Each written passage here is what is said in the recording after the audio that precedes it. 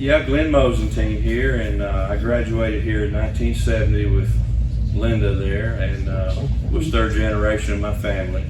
My mother's side was from here. I'm just going through this. A lot of you don't know me. The Glenn family, one of two. We're not kin to Floyd's family until back in Scotland. We came a different way, but. Family came here in 1904 from Missouri. Great granddad was an osteopath, and then my granddad and his brother were both osteopaths. And I got my interest in this area's history, though I didn't really grow up here, from my granddad. He was a historian, head of Arkansas Historical Association at one point in the 60s. I got all interested in it. And I did my senior year here in 69, 70s. Our grandmother had broken her hip in a fall, and so everybody but my dad moved over here and took care of her for a while. So I got to know a lot of the kids here that year, and I knew some of them already from playing sandlot ball around my grandparents' neighborhood, and Boy Scouts and church and such. Knew a few of them already, but I felt like I fit right in when I got transplanted over here in high school. I was very shy about it, and it just seemed like immediately I felt as fit in there as I did in Broken Arrow, which was a similar sized town back then. It's a huge city now in Oklahoma, but it was about 7,000 or 8,000 when we lived there. So anyway, let's learn some things. Hopefully, the Buerkles family is well recorded in your history here. There's been an excellent book done by the Emmanuel Lutheran Church that really goes into their history well. I thought instead of going all through that, I would do the earliest up to when they get here and kind of leave it with you there, because there's a lot of interesting characters in this early part, a lot of them. And, so anyway, I'll start. I'll just go ahead. That's just the cover page. Those are my sources. The Masonic Lodge in Little Rock, Grand Lodge of Arkansas, let me in their library. These are my sources. The biggest and best one for Colonel Mitchell is Dorothy Jones Corr's family papers, which were thankfully given by her son Mark to the special collections at the University of Arkansas Library.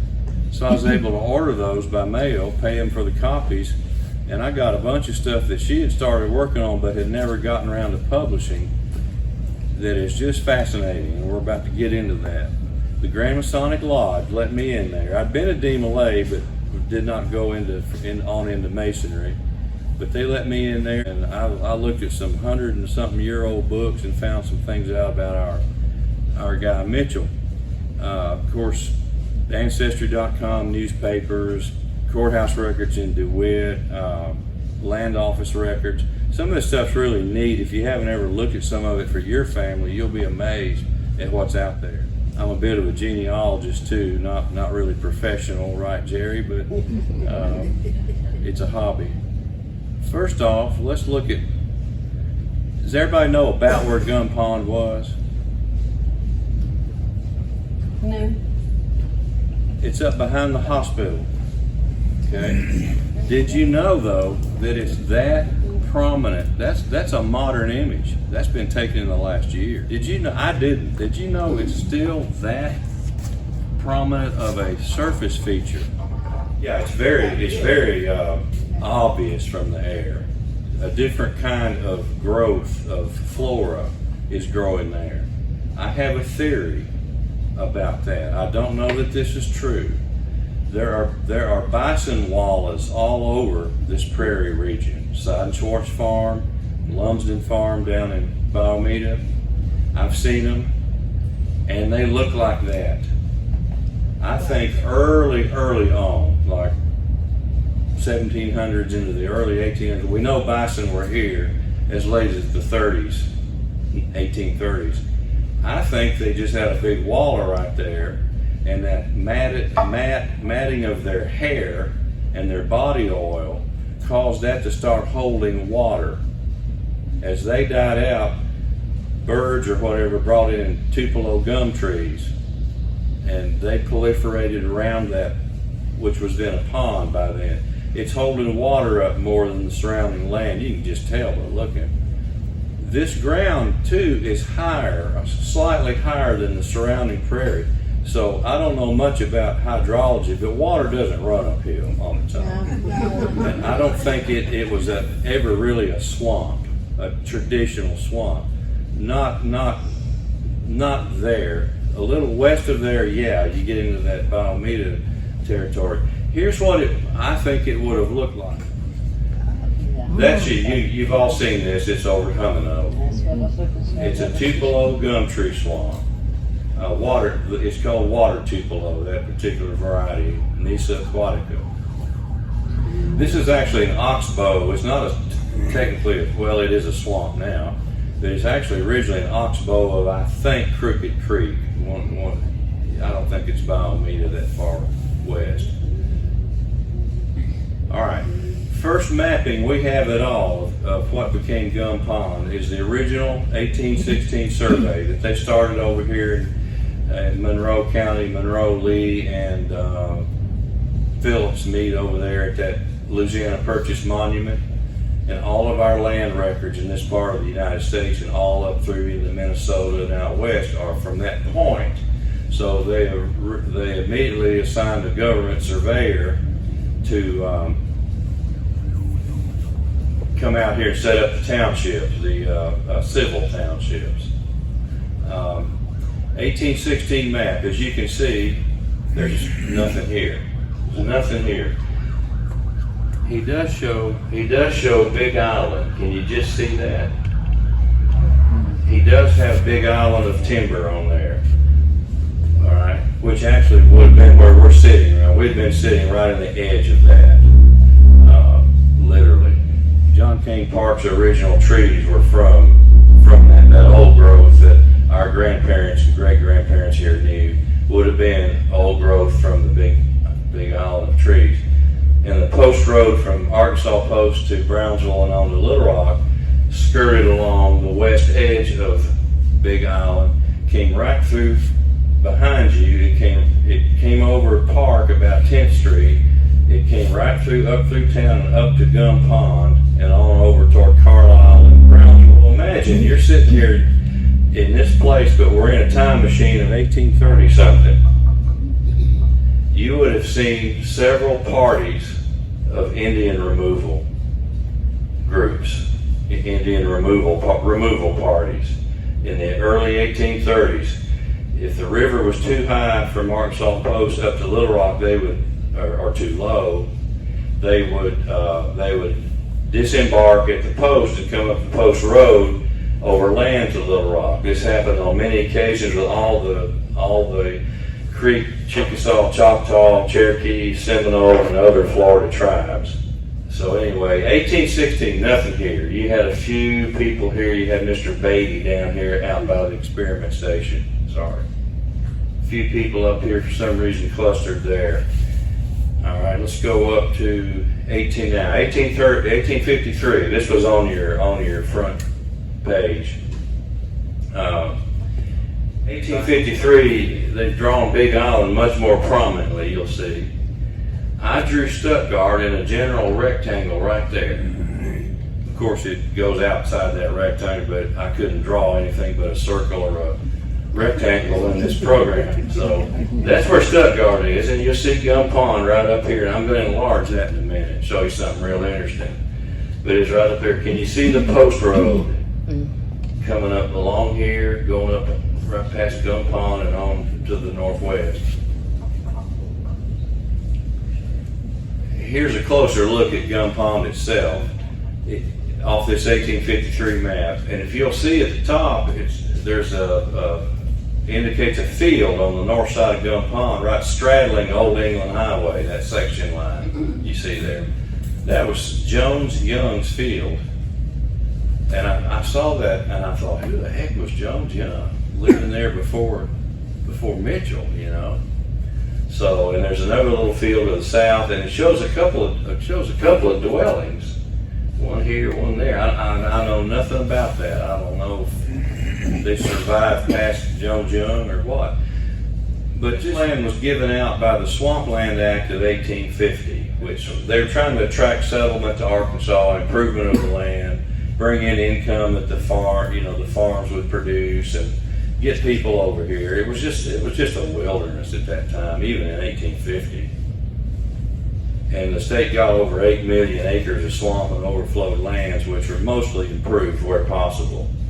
Now, Jones Young, I investigated this fellow a couple of weeks ago, hoping to add to this a little.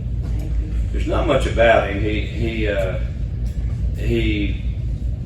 born Arkansas. He came to Villemont Township, one of our lost ones. I think they lost that to Jefferson out of this county. It's down on the river. Interesting where Mitchell was first. And then by 1860, he's up here in Maurice Township, as they called it then. Post office was Casco and Adams. He's a young farmer, 41, has a family. He goes to Confederate service, pretends he's gone crazy and to get out of it, and comes back home. He escapes from over, I think it's St. Charles. I learned this from his widow 10 years later is applying for through the Southern Claims Commission, and you should look into that online. Some of your family may be on that if they were here, if they were in the South at that time. But they did. She put in a claim for about $3,000 because the union took 3 mules, a pony, 40 cattle, a bunch of corn. And she's claiming that back years later, and most people got some money back from that because it was known that the Union Army foraged, out of necessity for one thing, and probably were mean about it to certain people, just depending on the resistance they got, I imagine. So Jones Young dies in 68, and in 78 she applies for this $3,000. A lot of money to her back then. And the federal government person is saying that he feigned that he was insane to keep out of the Army. The only witnesses were his widow and half-brother. The guy who conscripted him, Confederate guy, says he can't tell whether he was Union or not. Aversion to military service in the rebel army is shown because he went UA. Proof of loyalty is wholly insufficient. Claim rejected. That's the end of the Jones Young story. But he lived at Gun Pond for at least a while. But I looked in the land office record. He never owned that land up there. I think he was just squatting basically, and that was common. This hadn't been populated yet. They had just done that Swampland Act 3 years before he's shown that map. Then in 1859,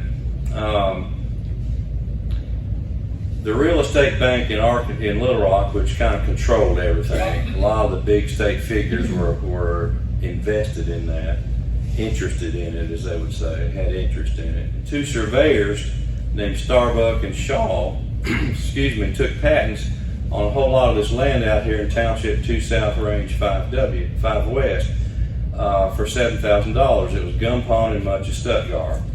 They were Pulaski County planters. They had no view to coming over here and growing cotton. They probably knew enough to know that it wouldn't be real profitable. They acquired more, They turned right around though and resold the lands to General Samuel Mitchell right after they bought it, shortly after. And this was through the Swampland Act and the General Land Office. So Mitchell, a few words about Mitchell. Here you can see where he was born, where he was from, in present-day Bedford County, Tennessee, south of Nashville, a little west of the Nashville to Chattanooga interstate. Shelbyville is the big town there, and you've probably heard of Shelbyville if you're into horsemanship. We're about to get to that. This was the jaw dropper for me in the Masonic Library.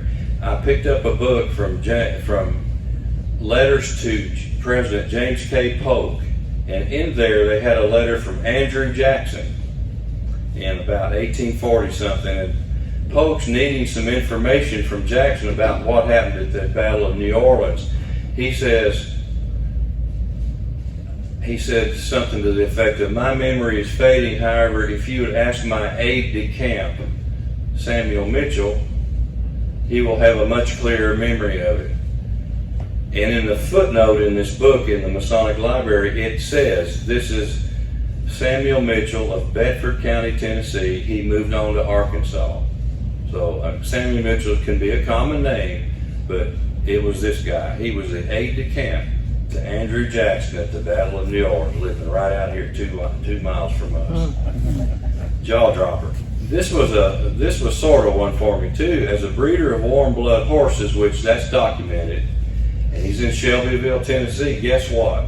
He was one of the foundation breeders of the Tennessee walking horse.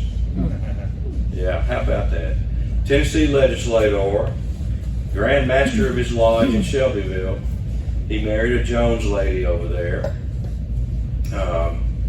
Connections to future big lawyer in Little Rock. So Sam and Sarah moved to Pendleton Bend in 1840 down here. If you cross the Hampton Bridge over the Arkansas and look over to your right or the west, upriver, all that flooded land out there are some of those oxbows of the Arkansas River, Mud Lake, a Chubby Lake, Silver Lake, Lennox Lake. That's where his land was. And that's the reason he ended up here. He was elected, now he'd only been here less than a year. He was elected president of the Arkansas Post Branch of the State Bank of Arkansas. And then he immediately became the Grand Senior Warden, and in 1843, the Grand Master of the Grand Lodge of Arkansas, Grand Masonic Lodge. He was the Grand Master, the fourth one they had. Just immediately came over here prominently, you know. Here's his patent for lands near Mud Lake. You can look these up. You can put your ancestor's name in, and if they preempted land in this manner through the General Land Office, it's on that website. You can download it, real pretty, and there it is. There's his. That's just part of his land. He had a lot more than that. Here's where it was. This Arkansas Post right here, right there. And his lands were right down here. That's going to be, it's called Mud Lake here. Later maps show that as Silver Lake and Mud Lake up here. So this land, as y'all know, gets washed over, used to get washed over constantly every time it rained hard. And those places shifted. But his land would have been right about here, right in here. And this shows it in 1935 topographic map. You can see that same lake is now called Silver Lake, and this is Mud Lake. Lake Lennox is over here. But his house was on the south side of Mud Lake back then in 1840. That's a little after this. No, I'm sorry, I'm 100 years off. That's 1840, yeah. And so this is where he came. He lived down there a long time before he came up here. He only lived up here about 7 years before he died. But he was big news down there for a couple of decades. I never knew that. And just talk about his children here. Genealogist, I had to look all that up. It's interesting. He inherited 21 enslaved persons from his brother Jesse when he died. His wife died. He remarried his widowed neighbor, Eliza Pullen Lennox. Remember Lennox? They live right about here. There's still a road there today, and I have meant for ages, next time I'm down near the post, is just run and see what might be there in the way of a cemetery or something. Probably not, but it's so flood prone. But anyway, he remarried the widow Lennox. She was a Pullen, and in Pine Bluff, there's a street named for her dad, Pullen Street. All right. He loaned Charles Belknap $3,000 to buy the land, which became the city of St. Charles. It's neat. Belknap paid him back in, I think, less than a year. In 1849, I'm just trying to establish his slave ownership a little bit here. In 1849, a newspaper article says, Mitchell works about 40 or 50 hands. His plantation is situated on a lake, is yet new, still new. But will eventually be one of the handsomest places in the state. The most beautiful place is the Lennox Plantation. All right, this is just before, though, that decade. Here's the 1850 census, Douglas Township. I'm going to show you something you can read better in a second. That's what the census sheet looks like. They're so much fun to look at with your family, you know, to see who your uncles and aunts, what they did, if somebody was blind or deaf. Here's the transcription of it. The free inhabitants, the slave inhabitants. By 1850, he had 65 slaves there. There were no records anywhere that he bought them on a market. He got Jesse, his brothers. When he married the Lennox widow, she couldn't own them because she was a woman, and he inherited them through the marriage to her. So that number jives pretty well. And there's an agricultural schedule, which I wish they did on all the censuses. It tells you exactly what he had there. How many mules, horses, cattle, swine, 3,000 bushels of Indian corn, 203 gin bales of cotton at 400 pounds each. They were a little lighter back then. He was the largest donor to establish a Masonic-sponsored college in Little Rock, St. John's, on the land that's now included as part of MacArthur Park. It's a 2-story brick building. This was a jaw dropper for me. 13 or so years after he left Tennessee, he was elevated to Knight Templar by the National Masonic Commandery. They thought a lot of him, apparently. I found that out in the lodge in Little Rock. He served 3 terms in our state legislature, including 2 terms as Speaker of the House. Did any of y'all know this? I mean, the more I looked into this history of this Gum Pond, the interesting characters that were included, you know.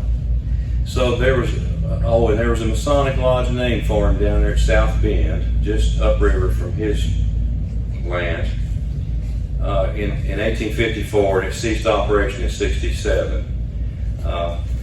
Had a heck of a flood down there in 1857. He says enough, and so he starts looking up here to this prairie because it's getting known by then. He sold his plantation, part of it, for $100,000, payable in 4 installments. I doubt he ever got most of that money because the Civil War started right after that. By this time, his second wife died, Eliza Pullen Mitchell. Here's the 60 census of Maurice Township. They spelled it Maurice instead of Morris. That one year. It's interesting. This whole township here that we're in, or it was probably a little more than this. It was probably parts of what's McFall and whatever the one down here is called. You all know. It was parts of all that. It only had 74 households in 1860. There just wasn't much going on here at all. It was just vacant. The post offices mentioned on the sheets for that township are Casco, Mount Adams, Long Point, and DeWitt, and that would just be part of DeWitt's coverage because there's other townships which had DeWitt addresses. Just to clear that up a little bit. Here's the transcription. All the inhabitants, the sons and daughters, overseer, carpenter, and an apprentice. He had 74 slaves by now. He's gone from 66 to 74 in 10 years. 8 slave houses owned. That was on the census. 8 slave houses owned. You'll find out in a minute that's going to agree perfectly with what we know from the recollections in the Buerkles years. There's his agricultural census. Very interesting. He goes into what all he had: swine, milk cows. Closest neighbors were William McFall, John Armstrong, and Joan Young. Jones, our boy Jones, had relocated down here to 3 South, 5 West. If you go to Buerkles and 22nd and go south a mile and over a mile, that's his 80 acres in there somewhere. So, and then he died after the Civil War. If you ever wondered how big the Gum Pond Plantation became under Mitchell, there it is in green. All that green. That's the first colored pencil I think I've used school days. Oh, and for a little extra lanyard here, I drew in Gum Pond in blue because it actually is. Let's see, yeah, it is outlined on that map, which is surprising, really. Here's the again genealogist. Here's the family group sheet of General Mitchell and his first wife. Shows their 4 kids. If you haven't already, you can do this with your family. It's a lot of fun. You learn a lot of stuff. Mostly good. Sometimes not. Right. There's a knot. There's a knot in this Mitchell family. He's on that sheet right there, Mr. Samuel Jr. We'll get to that in a minute. It's a sordid tale.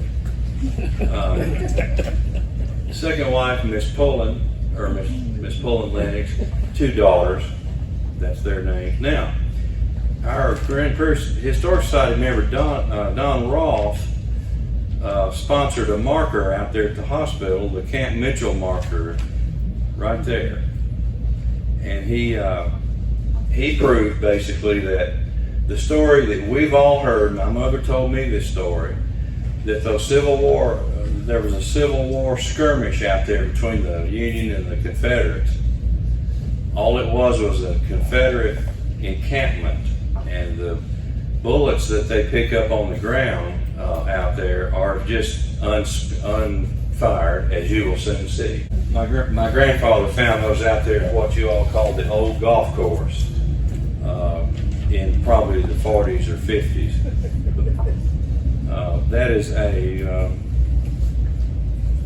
is a 69 caliber 2-ring Gardner bullet, for those of you familiar with that, and a 58 caliber musket ball.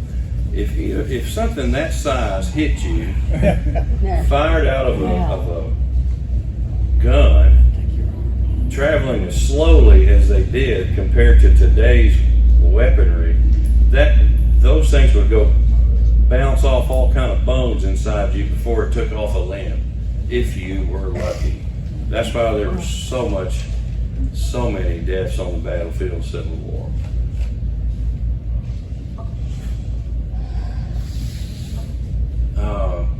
Don went through the official record of the Union Army and Navy from the Civil War. It's every officer's report in it. It takes up a whole library section, if you've ever seen it, like at the archives.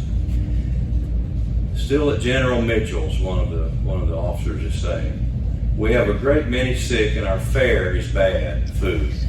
What little flour gets full of worms, and we often pick them out of our bread after it's baked, although the boys have done their best to clean them out of the flour before mixing it. Our usual diet is cornbread, tough beef, and cornmeal coffee." I'm not even a coffee drinker, and that sounds even worse. Captain Griffin Frost, he was a Missouri Confederate. Another man, Mr. Bull, says, "While we were all sick, Miss Mitchell, who is a beautiful young lady, sent us a plate of butter and some milk." He's talking about Sarah Jane Mitchell, who had been about 13 at that time. Now that plantation didn't last long at all. Because here, the next year, in May of '63, Mitchell is trying to sell it.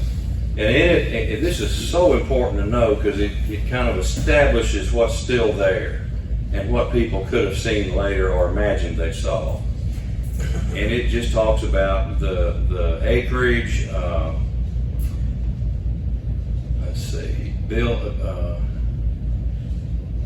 a good set of Negro cabins, gin house, corn crib, shelter for about 60 mules. No mention of a house. And if he's trying to sell this thing, he'd be bragging about how great that house is. It's gone by now, or it's in such poor condition. It's unlivable. Perhaps Union troops came through there and did a little devastation. I found another reference where it says most of the fencing is burned. I've never found reference to a big house, as you would call it, out there after this, starting with this. Stumbled across this again with Don Roth's help, he sent this to me after I'd done my article in the bulletin. A man called Deadman up north of him in Prairie County, probably Tyler Township, he's writing off to the Treasury Department in Little Rock, the special agent. Well, he was special agent for him, and he's trying to. He says, I propose to lease the plantation formerly owned and abandoned by General Mitchell. So this is in '64. So this is just confirming for me that it's just not a working plantation anymore. It's not even a house. Settled, situated in Arkansas County on Grand Prairie, about 12.5 miles from Aberdeen, containing about 10 or 1,100 acres of prairie land, formerly under fence and cultivation, but about 3/4 of the fencing burnt. Yeah, this is where I saw that. 9 double cabins, that squares with what we learned earlier. Gin house with a gin stand of no account. Now, remember that gin stand for a little later in this. Corn cribs and stables out of repair. This is in '64. Expect to cultivate about 40 acres and wishes to get other families to occupy its other houses. Those cabins were dog trots. There were 8 or 9 of them. You'd have a family in each one. Now, here's his oath of allegiance to the United States immediately after the war, and I hope some of you can read this date. I've tried my best to read that date right there. It's not 61, because they're talking about the Emancipation Proclamation. It's got to be 64, 5, 6, or 7, because he died in '67. It looks like a 4, a compact 4 that the ink just kind of ran together on to me. Interestingly, he swore this out in Hill County, Texas, Austin. Don't know what he was doing there.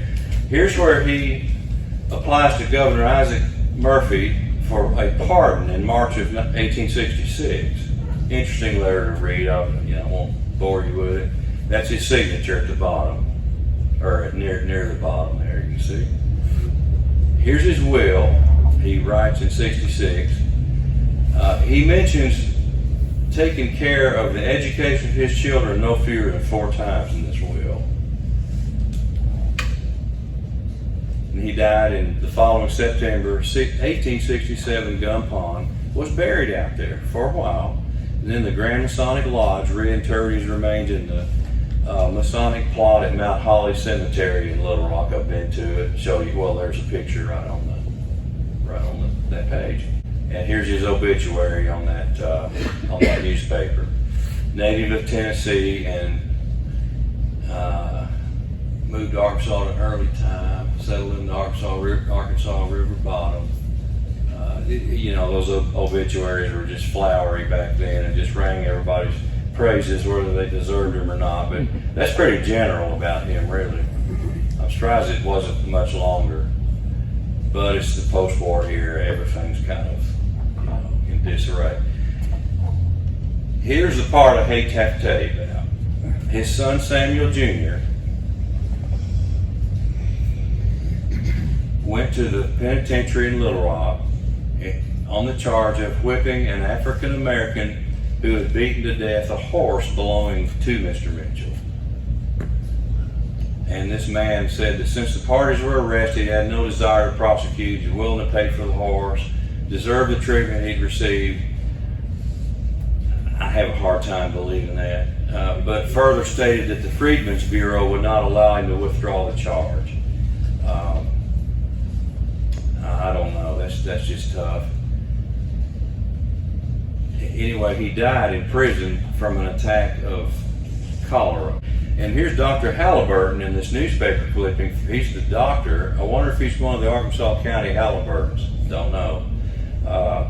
He's saying, he's the MD there at the penitentiary, he's saying that Mitchell was given everything that you'd expect a prisoner to be given in the way of nourishment, treatment, but he died of cholera.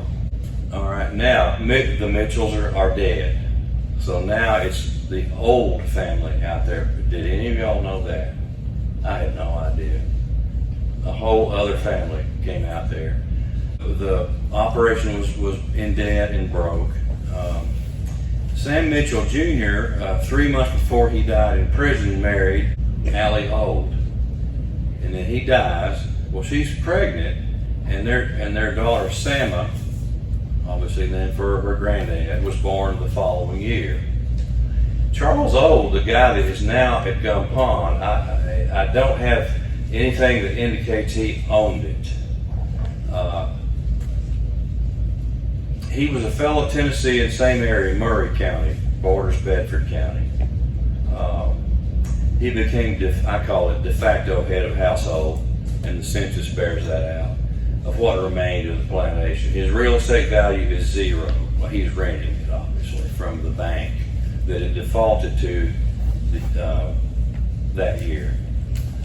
Personal estate, $500 for a formerly wealthy planter. That's not anything. He's lost it. He's believed to have been the first Grand Master of your Euclid Lodge number 130 here in Stuttgart when it was originally out at Shiloh Church. Old lived at Shiloh area because Travis, when you showed me that image on your wall of that plat map with Colonel Trice, when we talked about it, I made a mental note. C.W. Old was living right down but below Trice and above Shiloh. So that's good evidence that he was at least heavily involved in Euclid Lodge when it started out. And it went from there to Mount Adams, and I guess from there to Stuttgart. And in 1869, the whole Mitchell estate is foreclosed on by the Real Estate Bank of Arkansas. All right, here's the 1870 census. It's now Polk Township here, still a large township.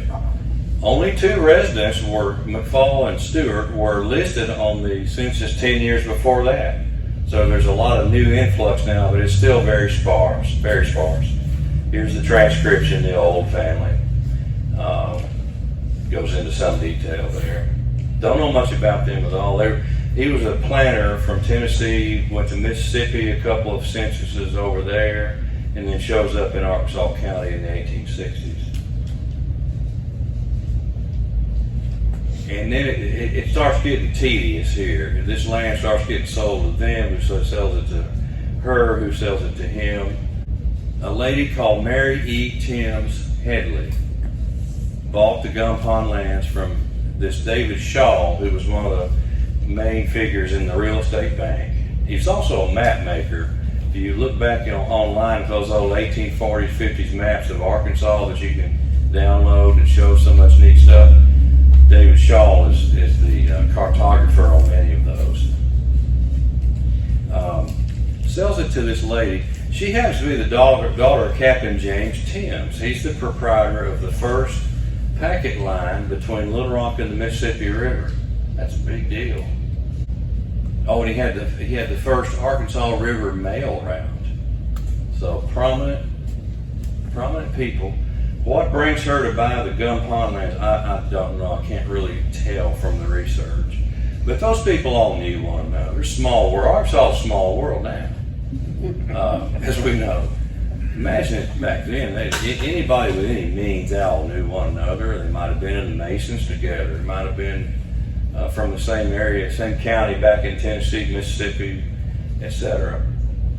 As I say, interesting characters out at Gum Pond. Shaw gets himself killed during the Brooks-Baxter War in downtown Little Rock. A stray bullet hits him and kills him. Frank Timms, Mary Headley's brother, who's also a river captain, he's killed in the conflict on a steamboat sent upriver around Conway trying to intercept some incoming armament that they're trying to keep out of that war. They're trying to, one side is trying to supply the other with guns probably from Fort Smith. And then Albert Timms, another sibling, and he's a riverboat captain as well, he marries Alice Old Mitchell. And that's the connection between the families. And then in 78, Miss Timms Hubbard, she's now remarried Dr. Hubbard, she sells the Gum Pond lands, 7,800 acres, to a land agent, Theodore Mills. He was a big figure in the attraction of German immigration to Arkansas. Are you starting to see a connection there? He's the guy that you read about bringing all the German settlement into the Arkansas River Valley, like the Whitakers, etc., etc. On the same day, he turns around and sells that same land to Reverend Adam Buerkles. So he's just being a go-between, probably made a little money on it, I'm sure. And the reason I bring that up, you've all read that Reverend Buerkles bought it for $3 and sold it for the same money. He did. He did that. But there was an outstanding lien, a loan that Miss Hedley Hubbard had taken out for $5,000 to a man in Illinois. We don't know why. It became, because there were no usury laws back then, it suddenly became $6,111 that was owed to him. So Buerkles pays that off too. So he bought the land really, and this is according to the late Stuttgart attorney Arthur Macomb, who certainly would understand how this stuff works better than I do. But he says, and I'm really quoting him here, Reverend Buerkles would have traded on $5 an acre rather than the $3 often reported, and then he would have turned around and if he sold it for $3 to some of y'all's ancestors, Tommy, your Warners, etc., he might have taken a little loss on it. Don't know. Post office out there, not until 1876, Albert Timms, the husband of the Mitchell daughter-in-law, is the first postmaster. It only lasted a few months. Reestablished by Miss Hubbard. Lasted a few months. Here's a letter from a William Hicks that used to live here in about mid-1877, and that's worth reading over if you have a second. He's a boy, almost a young adult, and he and his brother go out there. They meet three ladies, one of Miss Trotter and two Miss Olds. Well, Miss Trotter is their sister, their married sister. The old slave quarters that we saw had no doubt been fine, substantial buildings when erected, made of hewn square timbers, and had been plastered between the logs and built in dog trot form. I was really glad to see him say that. We know that now. With two large rooms, porch on the front, kitchen and shed room behind each large room, and an open way across the middle, which is the dog trot. A number of other buildings, notice that all had been badly neglected and were run down. No mention of a house. On a later visit, we learned that the ladies had left the pond and moved to Little Rock. They moved up to town. Here he's talking about the first wave of Germans who came but didn't like it. Most of them went back. This same man saying this. Well, he wasn't one of them, but the appearance of the people had changed a great deal. Most of them were sick, some very sick. Few had died and were buried there. Referred them to a doctor up the post road towards Carlisle, a Dr. Miller. What they said, they didn't need a doctor. What they wanted was to go back home, meaning the northern state from which they'd come. Well, that's the first wave from Ohio. Several months later, the Buerkles family came, and that's correct. Cannot remember now just when it was. He calls them a very large and fine family. Most, if not all, were musicians. Interesting piece there. Here's Mr. Carley, who went back. He's one of these that went back home. William Carley. He goes back home to Bucyrus, Ohio, and how do you say it? Bucyrus. Okay, thank you. I didn't. Bucyrus. I never knew that. Okay. And he describes Stuttgart here. This is 1879 he's talking about. Part of the ground was a large slash, impassable in wet weather, ridge of high ground through Stuttgart, favorite deer trail, lots of deer. He took a sled drawn by oxen into Big Island to haul wood for the winter. Mud was so deep the oxen became mired. You can just imagine that. Just before going back to Ohio, I was offered 160 acres of land for $40. Said, no thanks, I'm going back home. It's not so hot. Buffalo gnats, chiggers, humidity. Mosquitoes. And mosquitoes, yeah, and nothing around you, nothing here yet, you know. So he says, now I understand it's one of the best rice farms on the prairie. Be interesting to know where he was talking about. William Rittman of the Buerkle colony gave a real interesting describe. This furthers my knowledge of what the plantation was all about. There were 8 or 9 double log houses. Again, that's consistent. Left over from the Civil War. All of Morris, Gun Pond, and McFall townships had 8 eligible voters at this time. 8. Well, of course, that's men over 20, because nobody else could vote. I'm sorry, white men over 20 were all who could vote. We lived in a little community gathering about the log houses. Here's a little clue on how they ate: wild game, prairie peas, and sweet potatoes. Deer's always found in abundance. Wild turkey, prairie chickens, quail, thousands of ducks of all kinds. So they were here before we were. And coveys of prairie chickens from 150 to 300 at that time. My grandfather, as a boy here in Stuttgart, you know where the rough home was on 6th at the railroad, where Viner Ruff lived? Mm-hmm. That was my family's home. They built it. He raised prairie chickens there. I have postcards where he's talking about my hen had chicks, and 2 of them died, and so forth, so on. Here's the 1880 census, McFall Township now, okay? And on that, at Gun Pond, is Reverend Adam Buerkle, 55-year-old farmer, born in Württemberg, which he was, Plattenhardt. His children, they were all born Württemberg, but now that really can't be, though, because he was in Michigan in the 1850s. Here's where he applied for a post office out of his house, and he talks about it. The closest, the form asks you nearest post office on your route and below your route. Belcher in Prairie County and Prairieville. So, but here's what's neat about them. They had to draw on township maps where exactly this was, and there it is at his house. That's where he wants it to be, right there. Here's the post road we've talked about. It was going to be in his home. Well, it was put in his home. It obviously was approved, and he asked it to be named Stuttgart. Here's where he applied for it in 1883 to be moved down to the Cotton Belt tracks on roughly Main Street, 1883.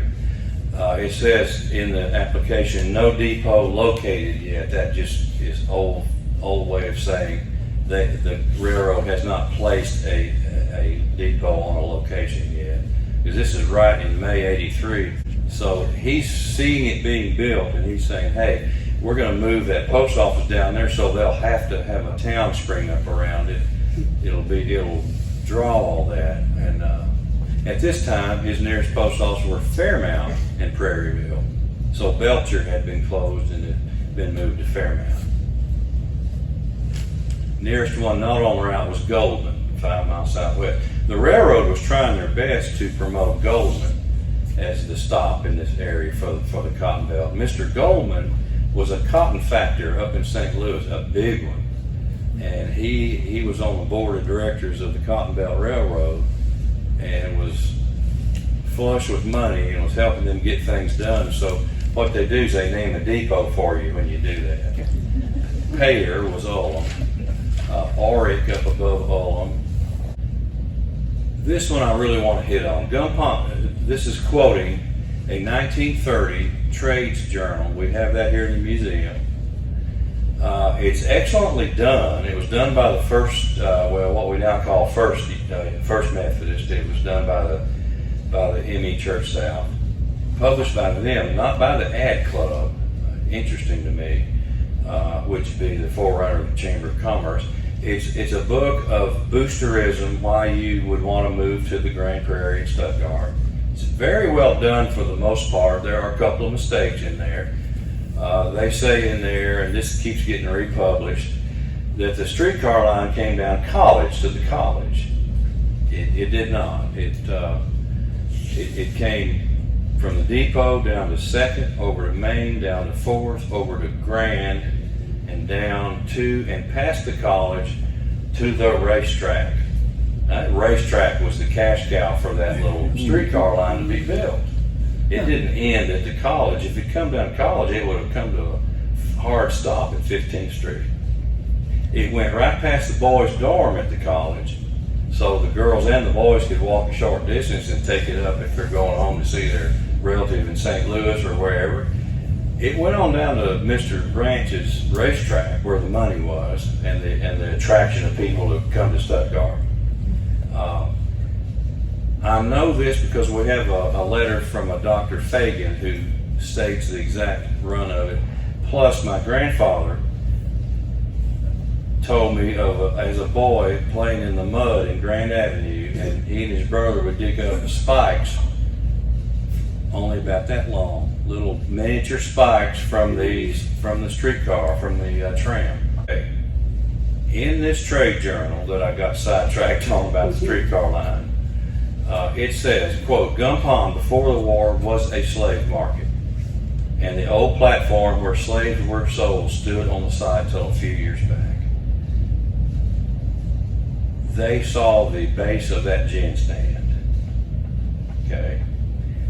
I've asked several historians, could there have ever been a proper slave, an official slave market out here in the middle of nowhere in that time? No. They were in Memphis, New Orleans. I think Little Rock had one. I must confess I don't know that. I dug in deep on this slave market situation because I wanted to know. My mom had told me there's one out there.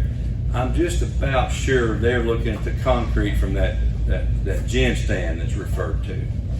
I looked through county records for chattel deeds, which is where those slave purchases are found. In Arkansas, Deshae, Phillips, Prairie, Jefferson, Pulaski, and Shelby County, in case he went to Memphis to do his business. Not one under General Mitchell.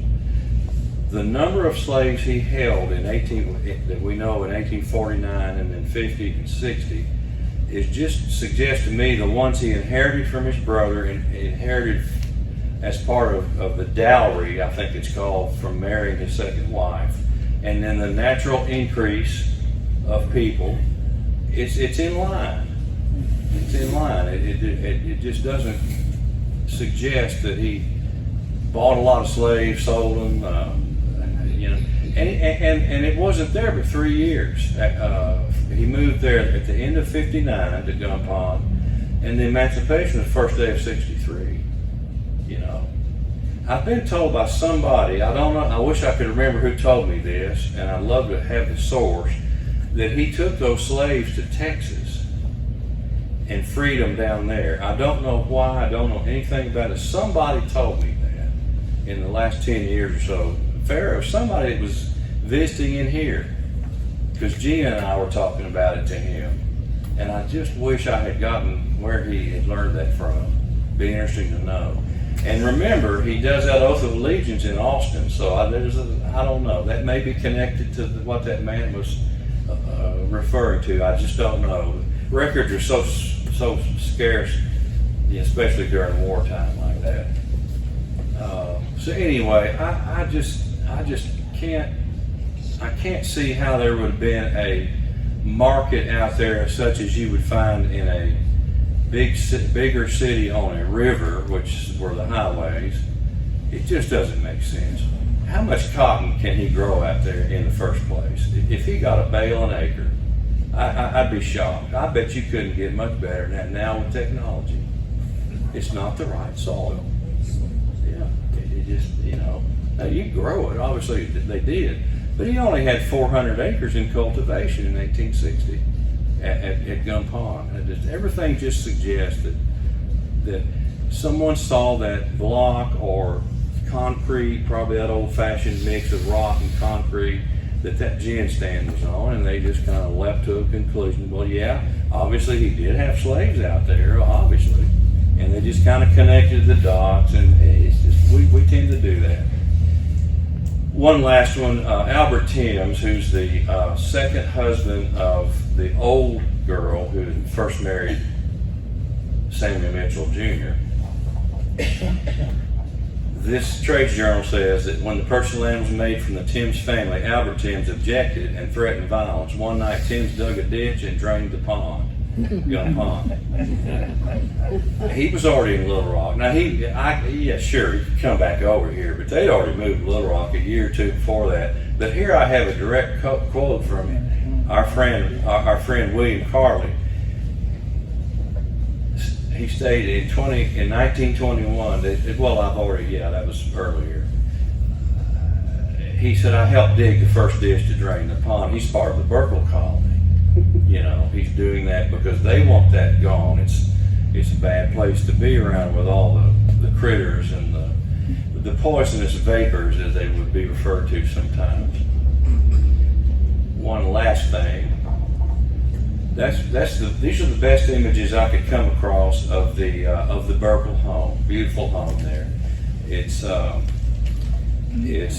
part Gothic Revival, part Queen Anne. It was built in Mr. Pettit, who later owned it, Clyde Pettit Jr.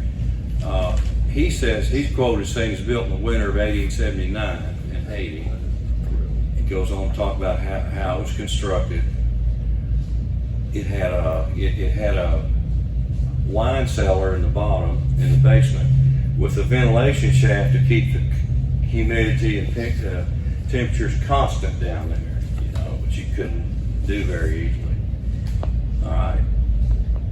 And down here I say in a diary of Anna Belcher Zimmerman, her future husband Chris occupied most of the time with carpenter work. He helped build the Buerkles home on Gun Pond, several buildings in Fairmount.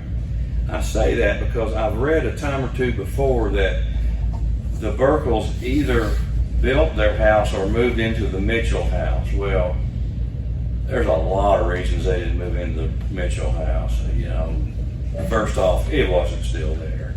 It just wasn't still there. If it had been, it would be Greek Revival. He was a Southerner from Middle Tennessee. And I meant to include a typical example of that. It would have looked much different. And that Buerkles home is enormous. You can kind of see the side elevation of it there on that smaller photograph. But no, that was built. Miss Dorothy Wilkes did tell me that her basement, which is now paneled over, is the original Mitchell basement, which I fully believe that. I just think the house was so decrepit or either gone, maybe it got burned by troops or by accident. And then the Buerkles decided, well, that nice foundation, probably stone hauled in, is already there in place. Let's build our home right there on that solid foundation, save a lot of time and trouble. And so, but the former Wilkes home that's out there now that you can see, that basement is the original. I agree with her. The original 1859-60 Samuel Mitchell construction. And she said, I'd love for you to go see it, but it's paneled over. And I said, oh man. I'm going to stop it here with the Buerkles because, like I say, they're well covered elsewhere, and this will tell you where you can find it. I have a question. Yeah, I hope y'all got some questions. I did all the talking there, so Bill. When did the slave quarters, can I say that? When were they demolished? I don't know, but the guest, he's asking when would those dog troughs, those 8 or 9 dog trough former slave quarters have been taken down, demolished. I would say gradually after the Buerkles got there. They lived in them at first until they got their house built, and the other farmers, you know, the other Carleys, Warners, etc., went and got their land from him and went and built their homes. That was probably a gradual process over a few years, maybe a couple of years. But they would have been long gone certainly by the time Well, would you think that the people that came in, immigrated in, stayed in those till they built their homes in? Yes, sir, that's actually documented. Okay. They were still in good enough condition because those Olds and Tims had been living in there. I just wondered some of my relatives lived in. They have. Yeah, they were occupied up through the arrival and shortly after of the Buerkles from day one, and we know the Olds. I think with that old family living there with zero real estate value, they were living in those, and he didn't even own those. They'd gone back to the bank and were robbed. I would like to obviously thank Glenn. As you heard in some of his presentation, not everything you read was historically accurate. And I know that because we've read articles here in the museum of late that there were people who came into the Stuttgart area to interview and write about Reverend Buerkle around the late 1880s, maybe into the 1890s.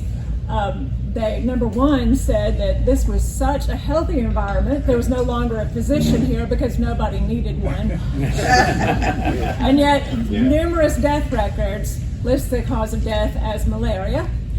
The other thing they talked about was his excellent winemaking ability. So we know that he absolutely used his basement for that. But then as we see the college come about, their propaganda said that Stuttgart was a moral town with no saloons and no gambling, and yet right down the road, just telling a trolley stop, was the racetrack. So can't read everything, but I do trust Glenn's research, and I just want to thank him tremendously for doing this for us, and thank you all for coming. So thank you.